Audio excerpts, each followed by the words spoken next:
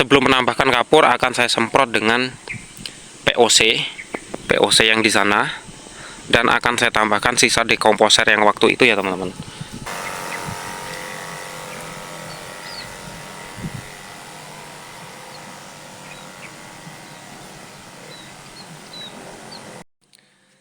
Assalamualaikum warahmatullahi wabarakatuh. Sahabat tani, berjumpa lagi dengan saya tentunya di YouTube Yanto Liwatani Channel. Baik, kali ini saya sedang mengerjakan lahan baru ya teman-teman, untuk persiapan lahan cabai yang kemarin sudah kita semai. Dan ini sudah kurang lebih bisa dikatakan 80% ya teman-teman. Ini saya sudah selesai melakukan bidengan, terus melakukan pupuk menambahkan kohe, dan ini akan saya menambahkan pupuk NPK ya teman-teman, poskap subsidi, dan nanti akan disusul dengan kapur. Ini pupuk yang saya gunakan, poskap subsidi, ini sekarung sisa ya teman-teman, mungkin habis sekitar 40-an kilo lah. Untuk lahan saya ini lebarnya misalnya dalam 1 hektar punya saya ini sekitar dibagi 6 ya teman-teman, sekitar dibagi 6, dalam 1 hektar itu dibagi 6. Nah segitulah lahan saya, kurang lebih ini 24 bedeng ya teman-teman. Nah ini kemarin kebetulan saya mendapatkan kohe ayam, dan kebetulannya juga bercampur dengan sekam. Ini sangat cocok buat lahan saya ya. Kenapa? Karena lahan saya ini lahan yang sangat keras saat panas, dan menjadi lumpur saat musim penghujan ya teman. Ini sudah beberapa hari cuman gerimis saja, airnya belum kering. Nah untuk pupuk, untuk dasaran pupuknya, untuk kohenya ini habis satu baris ini 1 karung. Untuk harganya per karung sekitar 20 ribuan teman-teman ya. Ada yang 23, 22. Ini satu bedengnya 1 karung. Jadi kalau ini 25 bedeng, ya kurang lebih 25 karung. 25 karung kalau dikali dengan kita bulatkan saja 25.000 biar enak ngitung ya teman-teman. Jadi per 10 karung itu 250. Anggaplah kita bulatkan 30 karung. Jadi untuk kohenya kurang lebih 750.000, dan akan saya tambahkan dengan poska subsidi itu 1 karung kurang lebih 150 ribuan ya teman-teman. Nanti akan saya tambahkan dengan kapur 4 karung 100.000. Itulah untuk dasarannya. Nah buat teman-teman pasti bertanya kenapa memakai poska subsidi. Jadi untuk biasanya saya menambahkannya SP ya teman-teman, pupuk fosfat, biasanya Pertipos. Kebetulan ini saya punyanya Poska, jadi saya menggunakan yang ada itu udah lebih dari cukup.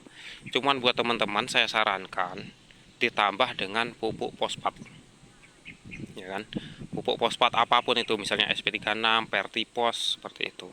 Tambahkan fosfat, karena fosfat itu sangat penting buat tanaman dari 0 sampai habis teman-teman ya. Dan sifatnya SP36, misalnya kayak SP36 itu kan slow release ya, jadi lama habisnya. Jadi sangat cocok untuk dasaran. Nah misalnya ada yang bertanya gimana kalau misalnya pakai NPK Mutiara 1616 ya, seperti itu. Bisa-bisa aja ya teman-teman untuk dasaran, tapi menurut saya kurang cocok. Kenapa kurang cocoknya? Karena dia fast release. Yang dimaksud fast release itu begitu kita tebar, dia akan melepaskan langsung unsur haranya, akan cepat habis. Jadi nggak cocok untuk dasaran. Cocoknya misalnya untuk pupuk susulan ataupun kocoran seperti itu, karena dia fast release, melepaskan nutrisinya dengan cepat gitu ya.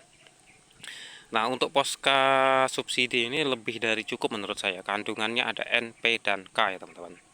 Dan nanti akan kita tambahkan kapur. Setelah poska ini akan saya tambahkan kapur.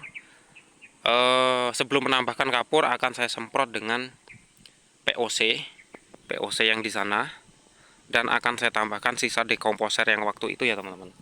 masih ada sisa dekomposernya yang waktu itu kita perbanyak. Nanti akan saya semprot dulu. Nah ini teman-teman, sisa dekomposer yang waktu itu. Ini baunya udah sangat enak ya teman-teman.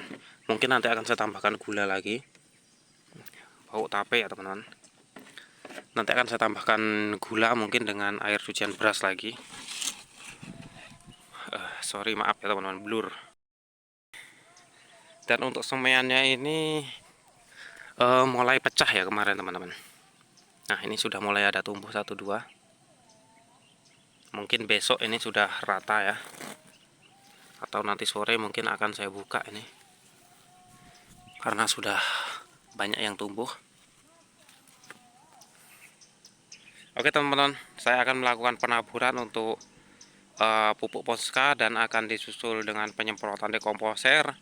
Lalu akan saya tabur kapur dan akan saya timbun lagi ya teman-teman. Setelah itu akan saya melakukan pemasangan mulsa. Ayo ikuti terus. Oke teman-teman, untuk penaburan Poscanya dan pupuk kandangnya sudah. Tadi tidak sempat memvideo ya teman-teman karena posisinya susah. Ini untuk Poscanya sudah saya tabur, dan dari ujung sana sampai ujung sana kurang lebih habis 30-40 kilo teman-teman ya, karena satu karung 50 kilo masih sisa. Dan ini akan saya lanjut untuk penyemprotan dekomposer. Ini sangat penting ya teman-teman, dekomposer, dan saya tambah POC. POC nya saya kasih banyak aja ya teman-teman, karena ini buatan sendiri, nggak beli kan. Ini akan saya kasih 1 liter per tangki teman-teman ya. Tak kasih 1 liter. Untuk dekomposernya ini kira-kira saja ya teman-teman, ya cukup 100 mili lah satu tangki ini, tak kasih 100 mili. Yuk saya akan melakukan penyemprotan dulu teman-teman ya. Kenapa saya semprot dengan dekomposer dan POC? Yang pertama, dekomposer itu untuk fermentasi pupuk organik ini teman-teman ya, atau kohe ini ya teman-teman. Yang kedua, ya supaya bakteri-bakteri jahatnya ya walaupun nggak habis, hilang lah teman-teman ya, berkurang, untuk memperbaiki tanah dan fermentasi agar nanti tanamannya bagus. Itu saja teman-teman ya. Untuk POC nya saya kasih 1 liter teman-teman ya, 1 liter ini. Dan nanti untuk dekomposernya kurang lebih 100 mili.